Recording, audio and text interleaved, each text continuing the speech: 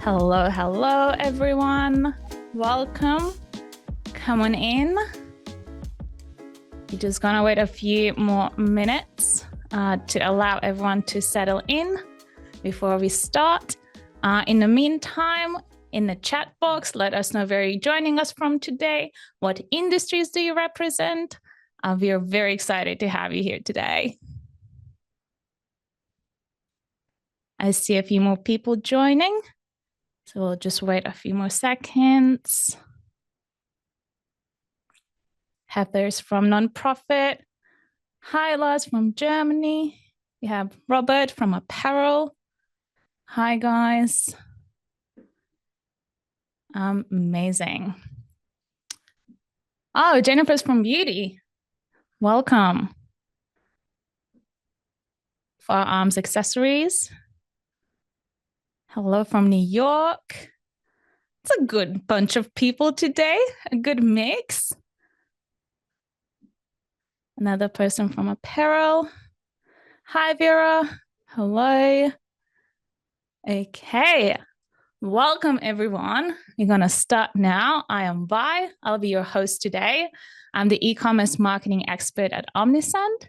And today's topic has been one of the most requested ones at Omnisend and the most attended as well. And for a good reason, because you can have the most polished templates for your emails. You can have the savviest segmentations. But if they're not reaching your audience, we have a big, big problem. So today, we're going to be talking about deliverability. Try saying that 10 times faster. Deliverability. So we're going to talk about the common reasons your messages might not be reaching your audiences. And to help us with that, we have Desi, who is our deliverability team lead. She probably saved hundreds, if not thousands, of businesses from ending up in the void of emails and never been seen again. So Desi, would you like to say hello? Hi everyone, nice to see you all here. And yeah, I'm happy to go through all the challenges you probably meet with your email strategy and save your emails from the spam folder and deliver them where they're supposed to be in the inbox of your recipients. Amazing. I know this is going to be jam-packed with good tips and information, so take notes. And then in a couple of days, you will receive a video recording. Go through it again, share it with your team. And if you have any questions, our Omnisend support is always available for you. Before we start, a couple of things to know. So this webinar is being recorded. You will receive the recording in a couple of days. And then if you have any questions, at the bottom of your screen, there's a Q&A box where you can add any of your questions. So please use that instead of the chat. We'll be able to see it. And at the end of the session, we will have a Q&A time. There are a few questions from registration, but if you have any burning questions, just drop them in the Q&A box at the bottom of your screen. So, as marketers, you probably already know how critical email is to your overall strategy. And the problem is that too often we assume that if an email is sent and delivered, the job is done. That's all. But unfortunately, it's not as simple as that. Today, we will uncover why that's not always the case and how to ensure that your messages will reach your customers' inboxes where they belong, of course. Here's the agenda for today. First, we'll go through the difference between delivery and deliverability. We will talk about the state of email deliverability in 2025 and what's new in the email landscape. We'll talk about how important getting permission to send is from your recipients. We will talk about how to keep your list clean and well maintained. We'll go through the red flags you need to be careful about in your email performance. And we will also talk about how to rehabilitate your domain in case you are experiencing some kind of issues. And we will also talk about what are the most sustainable email strategies. Of course, at the end, we'll have a Q&A session and we'll cover all of the questions you might have. So let's dive in. First, let's talk about delivery versus deliverability. The common misconception that I'm seeing a lot is that if my email was delivered, it must have landed in the inbox. Sadly, as I mentioned, that's not always the case. First, we have email delivery. This is the ability of an email to be accepted by the recipient server. You send a message, it is relayed through SMTP conversation, and then the recipient side will respond with 250 OK, we receive your email. However, what is happening with your message afterwards may be a bit different. So there comes the email deliverability. This is basically the ability of an email to land in the inbox instead of the spam folder. You actually have a few different scenarios. First is for the email to land in the inbox. Second one is for it to land in the spam folder. It can also be delivered to one of the additional tabs, promotion tabs, for example, or it can be quarantined in some forgotten folder somewhere, and nobody will be able to see it. The mailbox providers decide where to place your emails based on something we call sender reputation. There are maybe hundreds of different factors affecting the sender reputation, and that's including email authentication, domain reputation, technical configuration, your list quality, the IP reputation, your sending volumes. Very important recently is the recipient engagement, and many other factors that I will not list.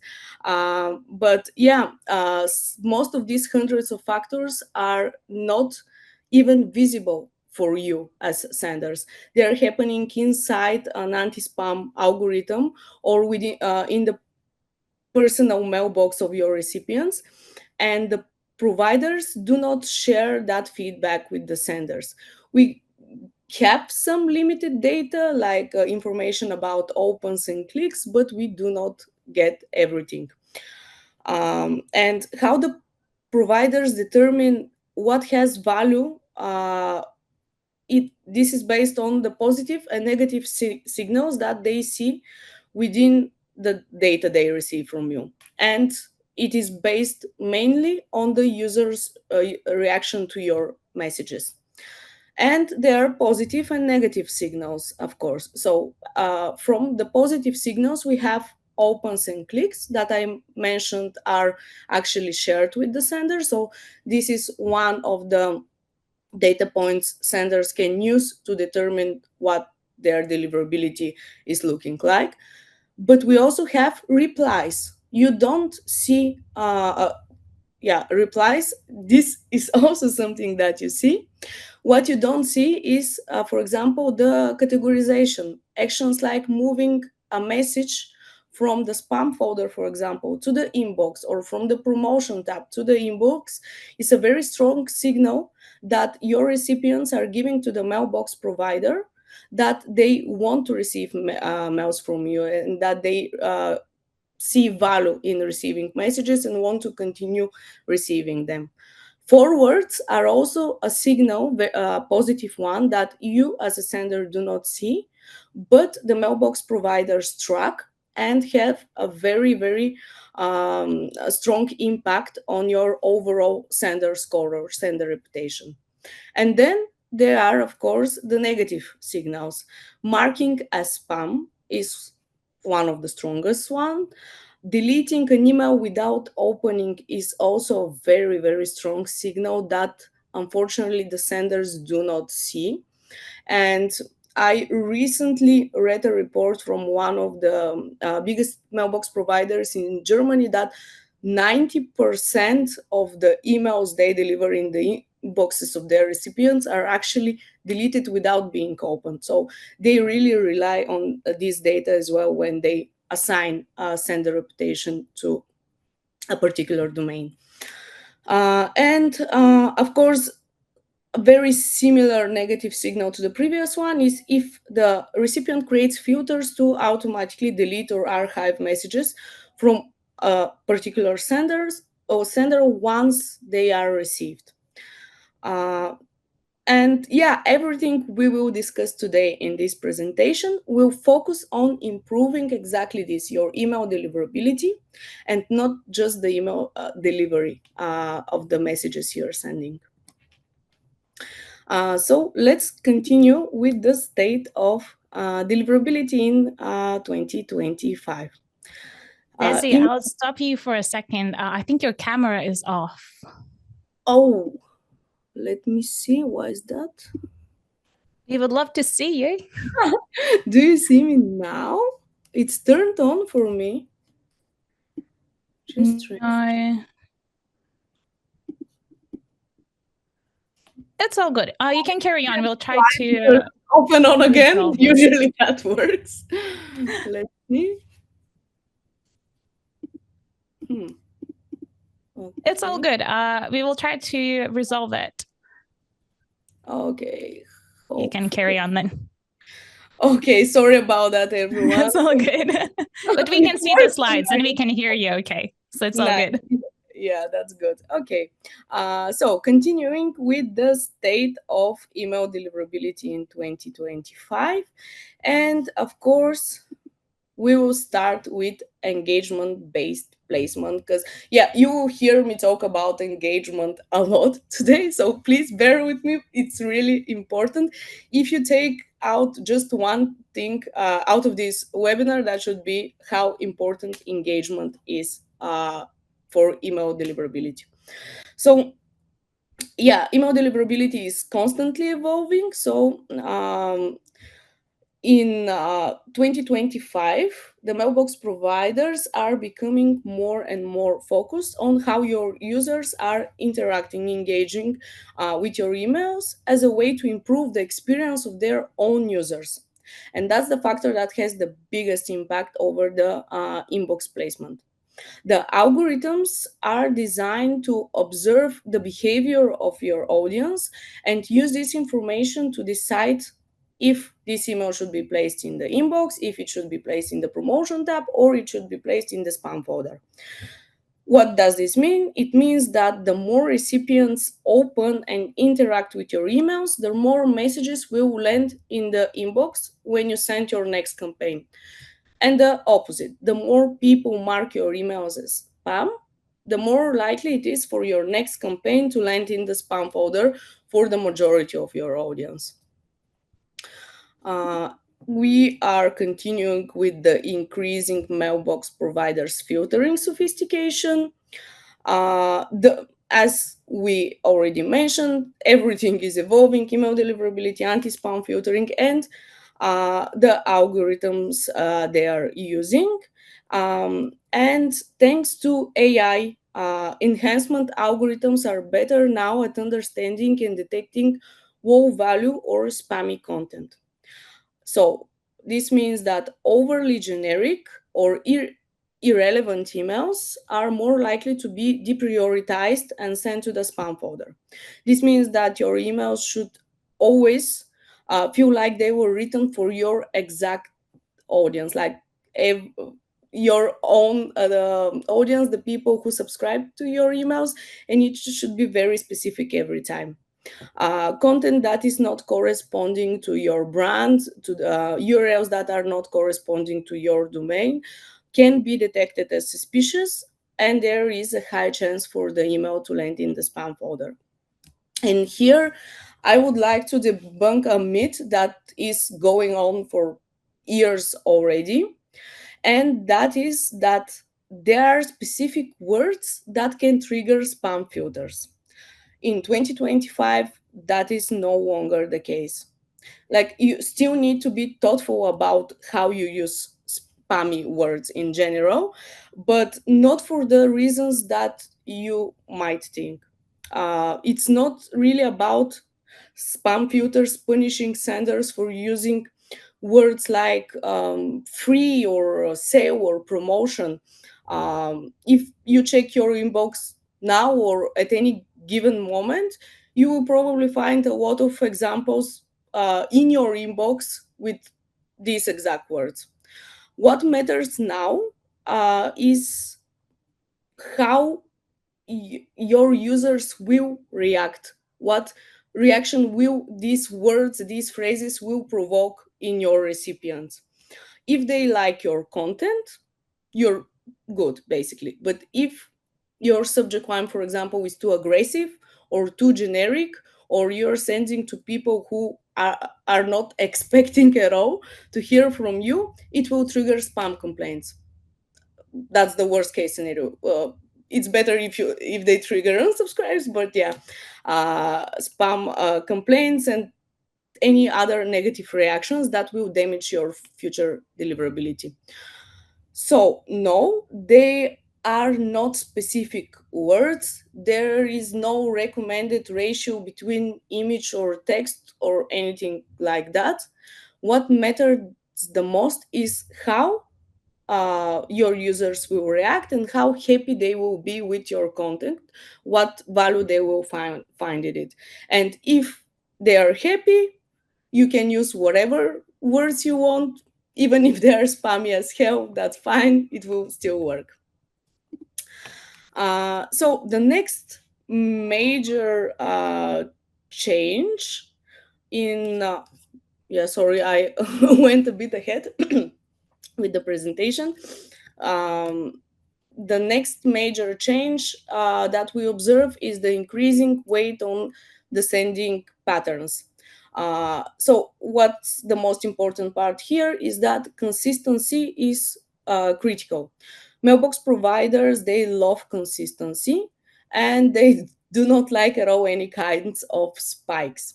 This means that if you suddenly send 10 times your normal volume, you can expect spam foldering for sure. Why is that? Because they will see unusual behavior coming out of this domain, and first thing the filters will detect is that this might be spam, or someone might be taking over your domain, or someone could have compromised your account. So for them, the safest approach will be to place these emails in the spam folder until they have more time to react and adjust their filters. So uh, if you can avoid any types of spikes in the volume in particular. And one additional tip I can give you here is that it's okay to even split your daily campaigns that you have planned in smaller lots and schedule them throughout different times in the day. You can, for example, you are planning to send to 15K subscribers today. You can send 5K in the morning, 5K around lunchtime, and 5K in the afternoon, for example, or something like that. It really depends on your own strategy and goals, but this will definitely help the mailbox providers react better towards the content you're sending and place it in the inbox rather in the spam folder. um, I've added Google and Yahoo sender requirements here just because it's still a hot topic in the industry, but I will not spend too much time on it because we already talked about it a lot during previous webinars. You can actually find and watch them if you want in our YouTube channel and knowledge base section. But what you need to remember here is that authentication is no longer optional. You must authenticate your domain with SPF, DKIM, and DMARC. And the other important part is that you always need to aim for below 0.3% spam rate. 0.1% is actually the recommended rate by Gmail and Yahoo, but the maximum allowed threshold is 0.3%. And while we are talking about spam rate, I also want to add something very important, and it is that Gmail doesn't share individual spam reports with the senders. What they shared is a spam rate report, and this is visible only in the Google Postmaster dashboard they provide. So if you are not registered there yet, I advise you to do that. You can go to Google Postmaster Tools, add your sending domain in there, and monitor how your domain is performing, if you have any spikes in the spam rate, if you have any authentication errors, etc. We also provide in-app integration with Google Postmaster Tools, so you can actually monitor everything in your Omnisend reporting page to avoid going to two different places. But it's really important to track this data as well, because if you rely only on the statistics you see in Omnisend reporting page, you will never see spam reports coming from Gmail. And that is how they operate in general. That is not isolated to Omnisend. It's just that Gmail never shares individual spam reports. So no matter which ESP you're using, you will never see spam complaints coming from Gmail recipients. What does that mean? If you are checking your campaign statistics and you see that you have spam rate of 0.1%, for example, you can assume that the rate is actually a bit higher if you include the audience you have with Gmail mailboxes. Okay. And last thing I want to mention here while we're talking about deliverability in 2025, that is the privacy regulations. We need to remember that subscribers are also changing, consumers are also changing their behavior, and these days they have way higher expectations, especially when we talk about privacy and data protection. One of the main changes is that tools like Apple and Gmail privacy protection make open rates unreliable anymore, or not that reliable. Let's say I would still go to the open rates to see how I'm doing, if I have good enough user engagement, but I will never focus on the exact numbers. What I'm also always looking at is trends over time. So having that in mind, we have probably see less opens because of these new privacy regulations. And on that front, we also need to be careful about new regulations or new requirements coming in the future. So try to stay informed, try to find a reliable information source, and check regularly for any updates. Something that is probably coming on the horizon is again related to Google and Yahoo's requirements and the DMARC policy in particular.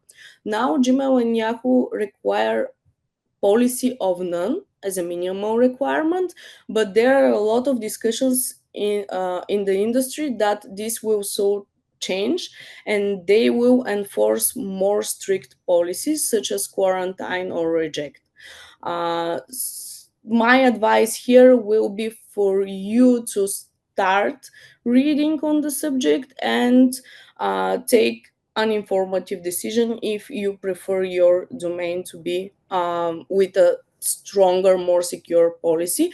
And my advice will be yes.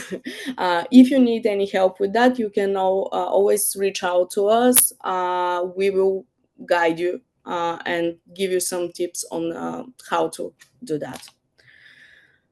And continuing with permission to send. Why permission matters for deliverability. So now that we know what's new already in the deliverability world, let's get back to the basics and talk about list collection practices. One thing you need to remember here is that permission is the foundation of email deliverability. Without it, you will very likely see higher complaints, lower user engagement, and there's also a chance for your domain to get blacklisted at, for example, spam house, which is the worst thing that can happen to you as a sender. And to avoid that, the only way is to actually get permission to send marketing emails to your subscribers so they can expect to receive content from you and do not mark you as spam or unsubscribe or ignore your content. There are two main ways to collect permissions. Uh, it's either through a single or double, or what we call confirmed opt-in method. While the single opt-in method is very popular in the e-commerce industry in general, I actually recommend using double opt-in as a best email practice. Double opt-in, it requires users to confirm their subscription by clicking on a specific link sent to their email address after they initially sign up for your newsletter or email program or whatever you are offering on your website. And only after this confirmation, they are added to the mailing list. The main difference between the two is that the single opt-in is of course quicker and can lead to larger list, but at the same time it hides also higher risk of invalid addresses or spam traps being added to your list. While with double opt-in, it ensures a much higher quality, and it protects you against spam traps and reduces risk of someone marking you as spam in general. Of course, choosing between the two depends on your specific goals and the importance of list quality. However, I really strongly suggest for to everyone to use double opt-in subscription method. One additional bonus for using that is you will also be protecting yourself and your brand from bot attacks, which is something that I'm seeing a lot happening these days.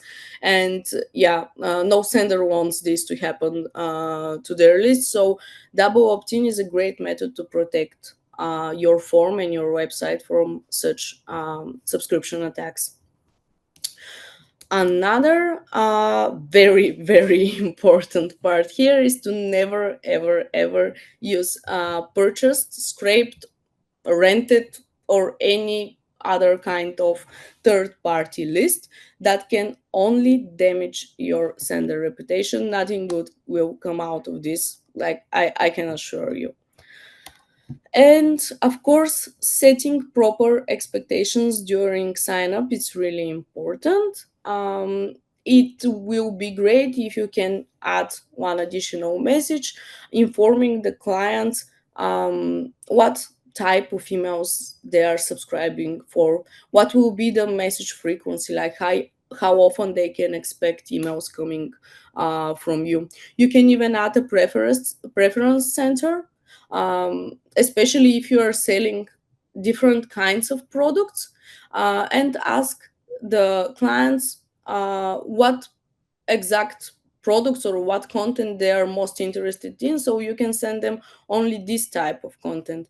You can also have a preference center regarding the email frequency, like how often do you want to receive email from us. These are really small things that can make a huge change in your results and engagement overall. And yeah, I already covered that part, consent and preferences. And yeah, another thing that I did not add it here, but is very important, is to make sure you're always compliant with local regulations like GDPR, can spam, and yeah, different countries have different regulations, so you need to make sure you're compliant with all of them. And Now we will continue with the next important part, which is how to maintain your list in good health. Um, I added handling hard and soft bounces effectively here, but in reality, I do not want to spend too much time on this one because if you're an Omnisend customer, we are already taking care of that for you.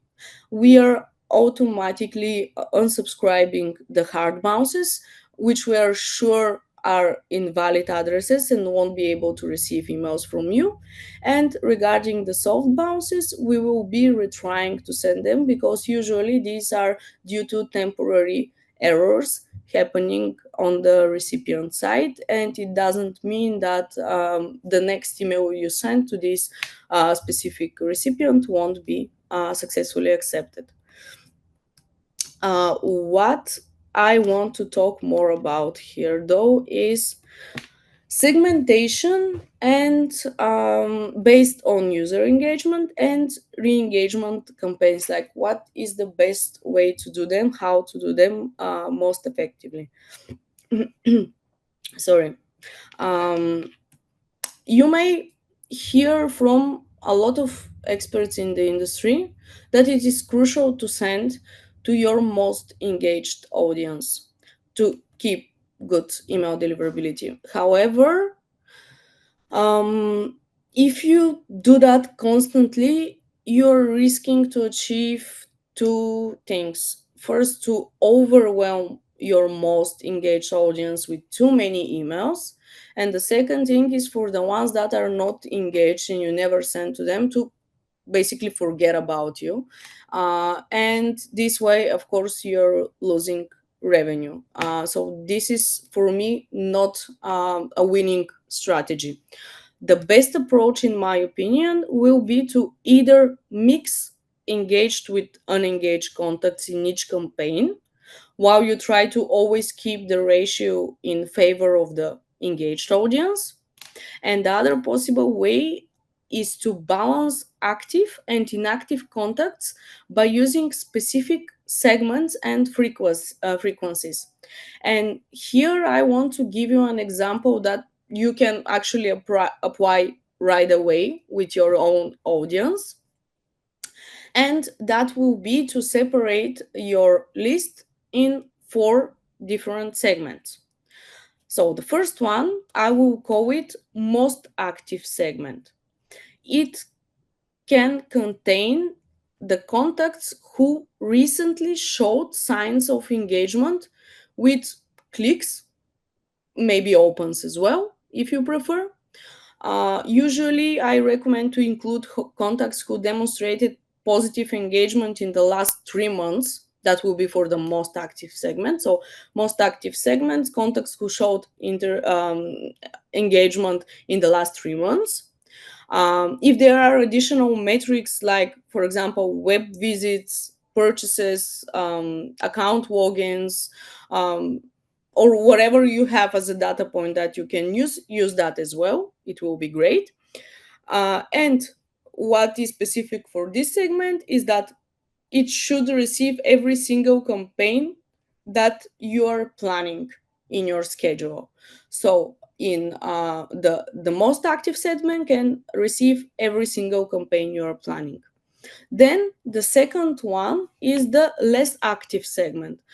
Contacts who have demonstrated some positive signals of engagement in the last, I would suggest, maybe 3 to 9 months. And this segment should receive only every second email you have planned. And again, the positive signals can be everything you are tracking on your end. It can be opens, clicks, website visits, account logins, purchases, etc. Then we move on to the inactive segment. This will be the contacts who have demonstrated positive engagement signals in the last 9 months to 12 months, so up to 1 year. And you should send even less emails to this segment. For example, every fourth or fifth planned campaign that you have scheduled can be sent to this segment. And then the last one will be the long-term inactive segment. These are the contacts who have not displayed any signs of engagement for a very long period of time. If we take my example, this will be more than a year. But again, a side note here, this will always depend on your business type and your customer life cycle. We cannot apply all these rules to every single brand or every single business. This really depends on how often you are sending, and how your audience react to what you're sending.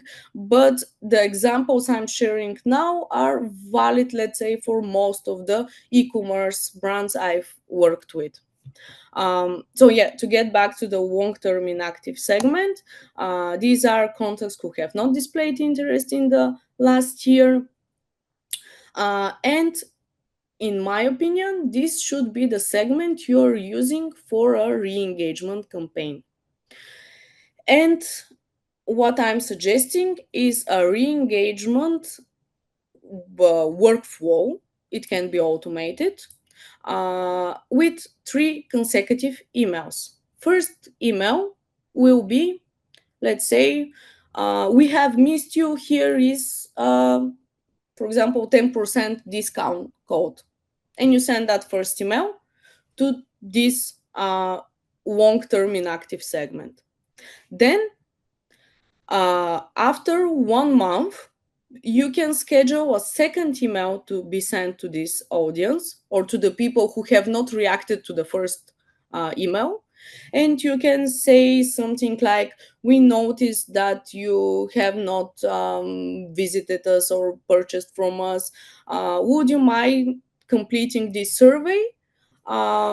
So we can provide better service or something like that. The idea is to suggest a survey where the client can say how they can find more value in your product or service or brand or whatever.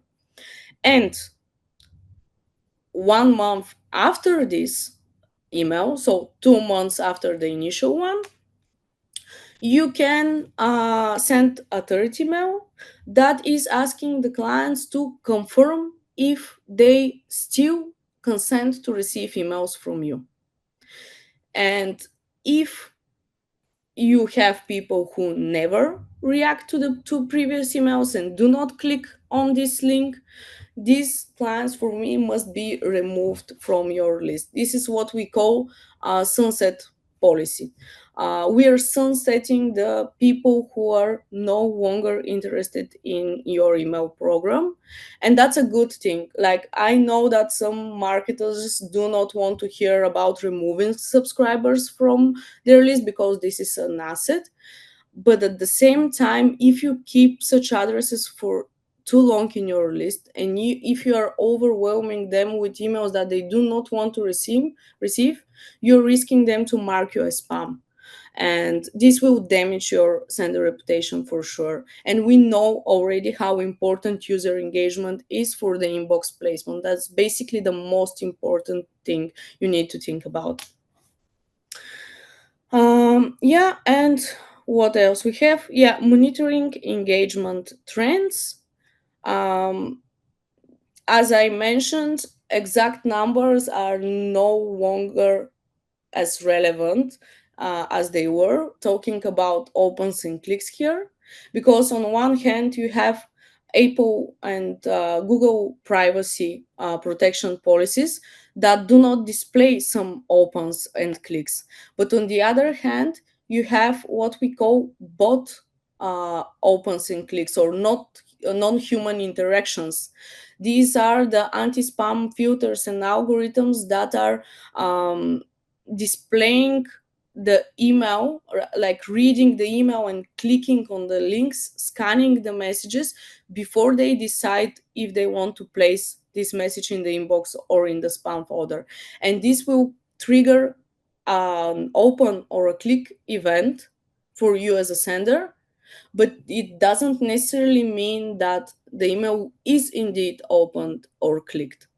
So you understand how opens and clicks are no longer what they were before. Like, you cannot trust the exact numbers you are seeing, but you can definitely trust trends over time.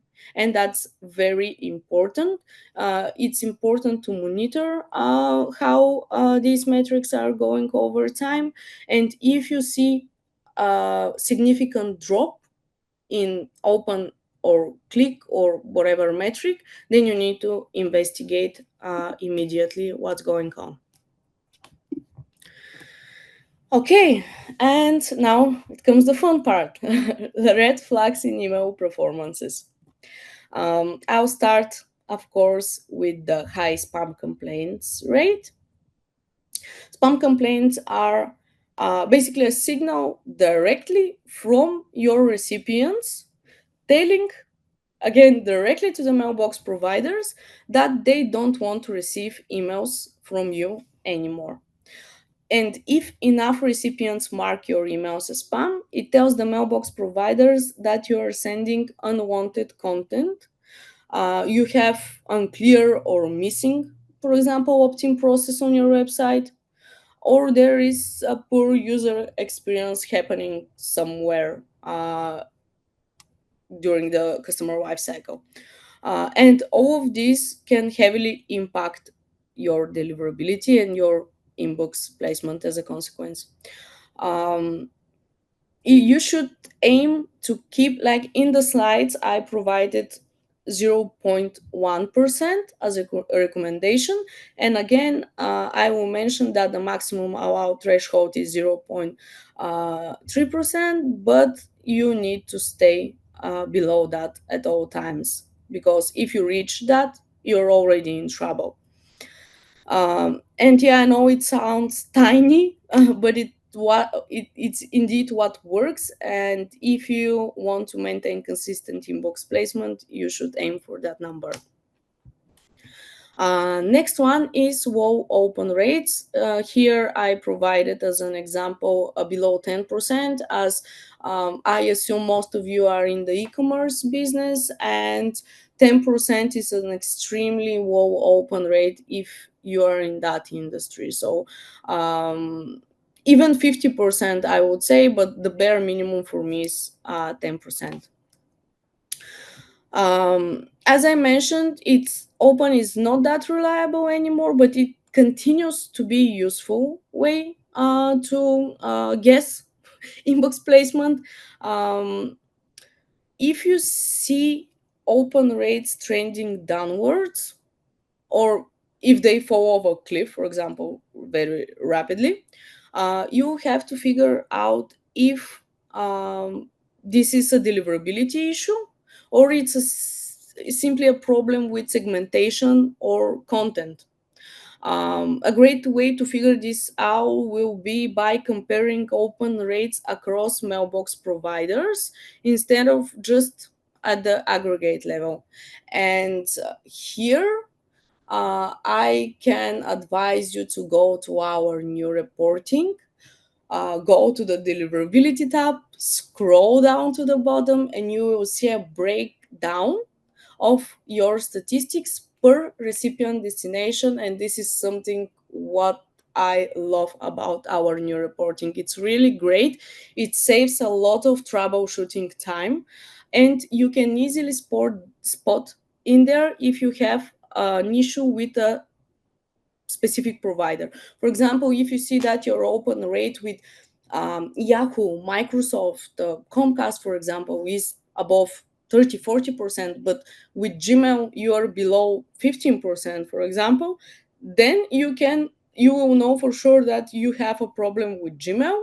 Your sender score with Gmail is low, and you need to implement a strategy around that and focus on fixing your deliverability with Gmail in particular, instead of trying to guess what's happening. Is it my content? Is it my segment that's not performing very well?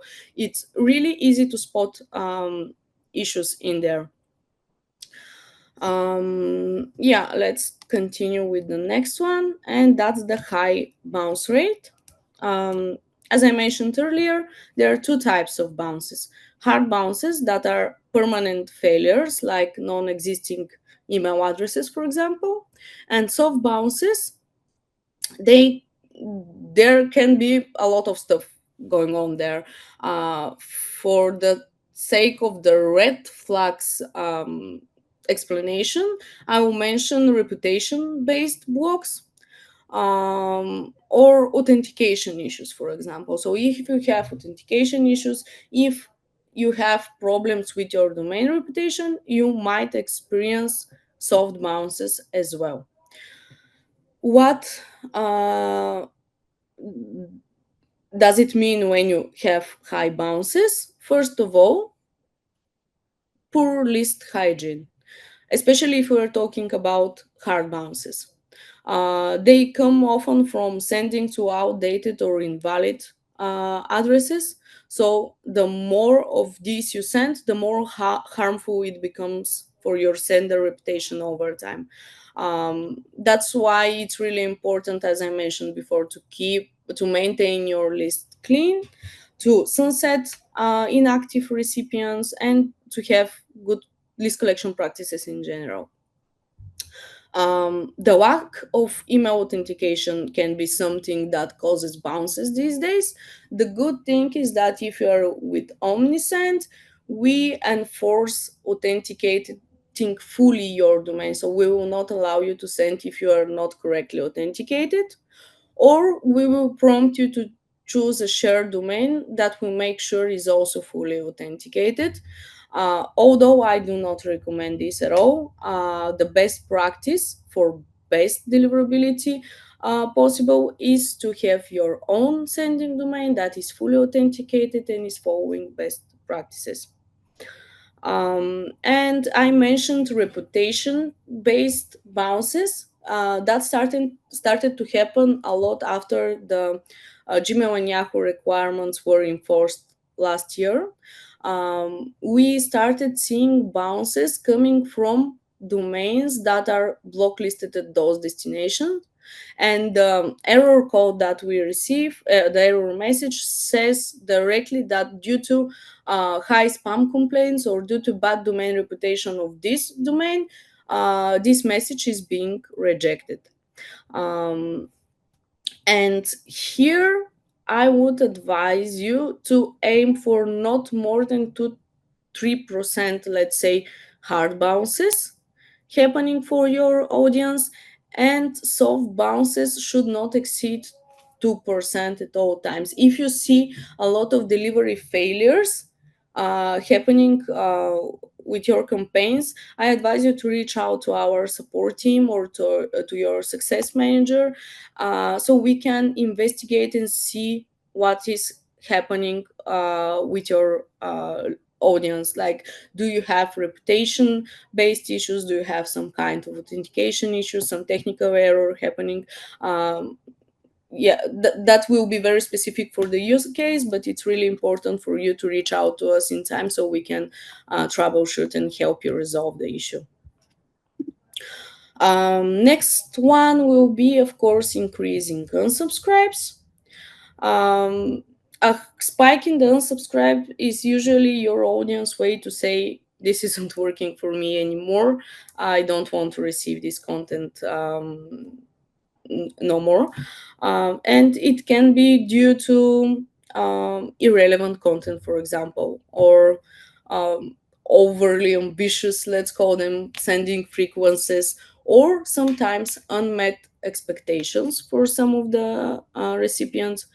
And what we can do to fix that, first thing will be, of course, to keep their enthusiasm, to try to be genuinely helpful, to provide value with your content, to try to meet the expectations that you set upon subscription.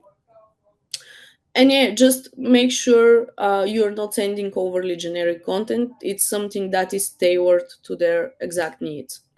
um, Another option will be, like if you see high unsubscribe rate, will be to maybe add a preference center to your subscription form. um, it can help reduce unsubscribes by letting users customize how often and what type of content they want to receive. You can even offer to your recipients the option to snooze emails from you for a certain period of time within the body of your email. Like you can add a link or a button, and you say, if you want to snooze your emails from us for 2 months, you can click here. And that can be very helpful for seasonal senders, for example, or if your products are not something that people purchase every month or every 3 months, for example. And you can segment this email to be sent to the people who recently purchased from you. Maybe they don't want to receive emails again for a certain period of time until they do not need to buy from you again after a certain period of time.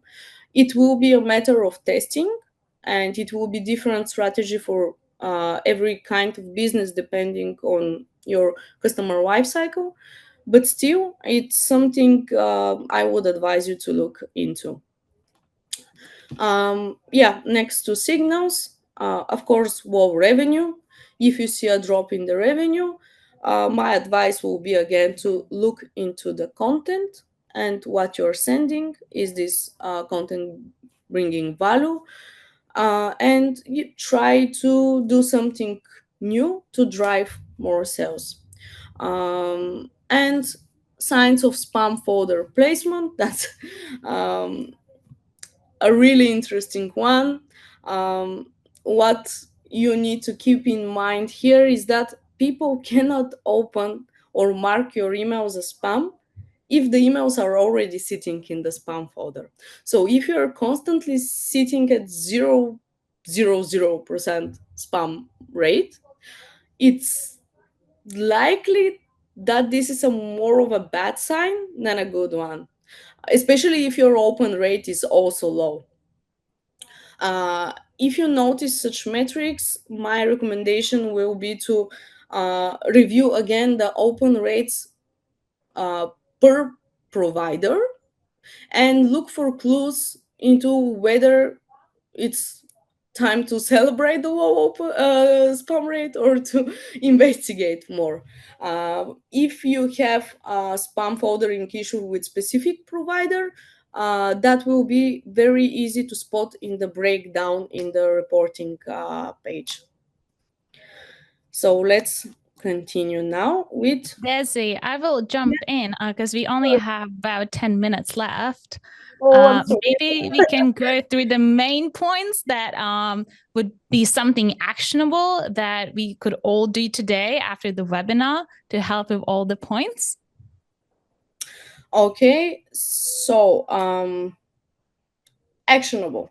Let's start with domain authentication. Like first, do you have your own sending domain? Is it added to your Omnisend account? If not yet, I highly advise you to do that. Then, email authentication. Make sure you add SPF, DKIM, and DMARC to your sending domain, and look again at how you're collecting your consent. Think about going from single to double opt-in subscription method.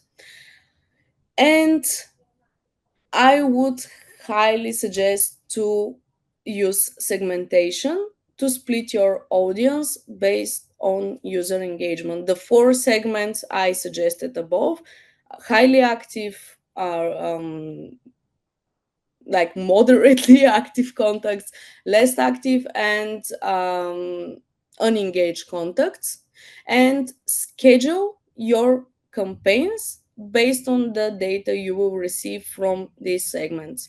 As I mentioned earlier, every single campaign can be sent to the segment with the highest engagement. Then every second campaign can be sent to the people who showed signs of engagement in the last 9 months or 6 months. Then every fifth campaign, for example, can be sent to the less engaged contacts, and the ones that are left with no engagement for more than a year, then you can start implementing this workflow I suggested for re-engaging the audience, and hopefully get back some of those unengaged recipients in your engaged segments, and sunset the ones that who are still not showing any signs of interest on their end. And the last thing will be to maintain constantly, of course, the results. Go to your Omnisend reporting page, look at the breakdown per destination, go to Google Postmaster Tools, register your domain in there, check after each campaign, or at least once per week, I would say. It really depends on how often you're sending, but let's say once per week or month, how your spam rate is looking, how your domain reputation is looking, and if you see some negative signals there, then you need to take some actions to rehabilitate your domain reputation. And I'll just list those here for you so you can see the steps. Uh, the most important part here will be, if you have issues that you identified, the best thing to do will be to pause all sendings for a certain amount of time, and to gradually ramp up the volume over time, the same way you're warming up a new domain. Start small from your most engaged audience, and then build up the volume over time until you reach the desired audience. That will be the best way to rehabilitate your domain reputation if you have issues with it.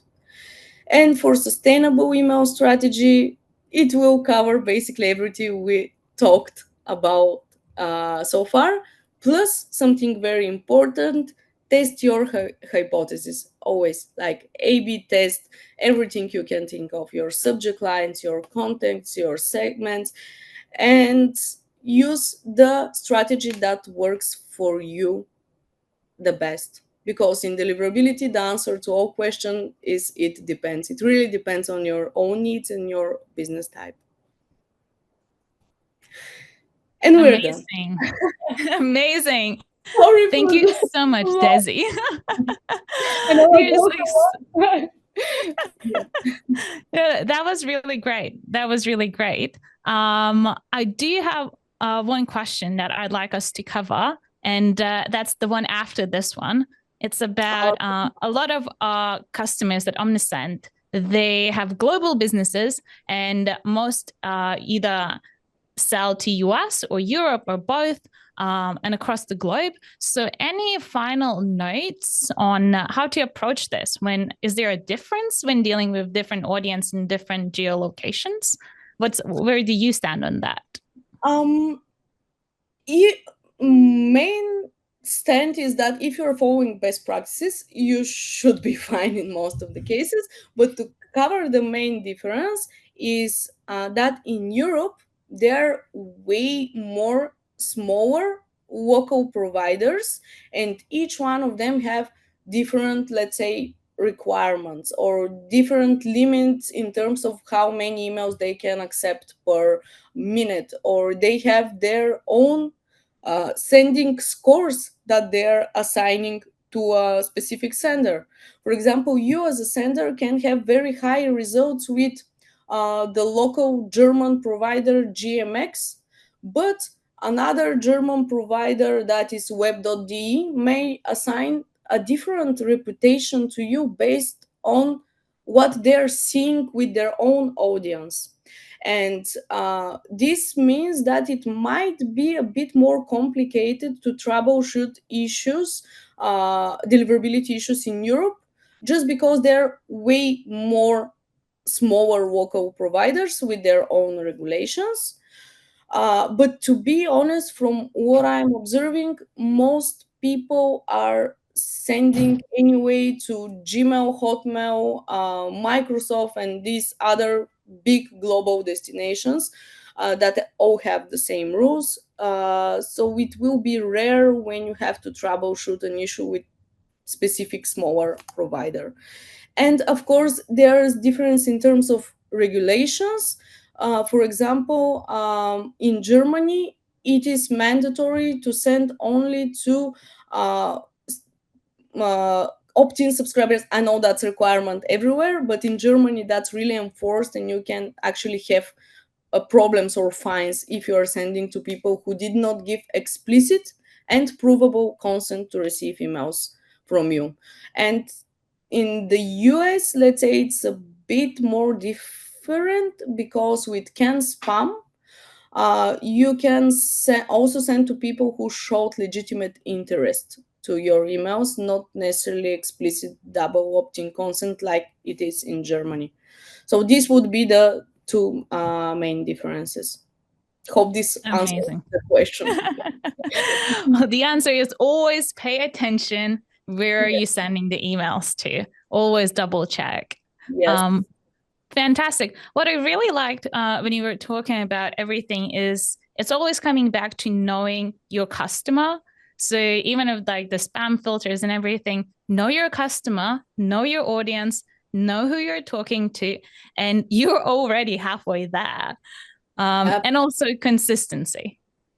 Absolutely, yeah. It's really important. Amazing. And I know that we all feel really rushed to, go all in and send out all the emails to everyone every day. But as Desi said, slow steps, just making sure there's consistency, you're getting that, and trust us, you'll get that with no issues, no troubles. And if anything, you can always contact our support team, who are always there to help you out. You will also be able to see Desi next month. I will not spoil this, but she's going to be back for one of our other webinars. And yeah, Desi, thank you so much for being here today and sharing everything. I'm sure this is just a drop of your knowledge.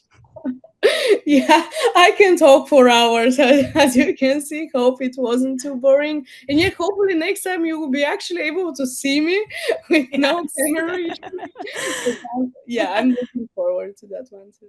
Absolutely. We'll make sure we can see. If anything, we'll get a cardboard of you. I'll sit you next to me and we'll be here together. And again, reminder to everyone, you will receive a recording in a couple of days. So make sure to go through it again. Just take your time. Again, consistency. And if anything, contact our support team. Thank you so much, everyone, for attending, and have a lovely day. Bye. Goodbye.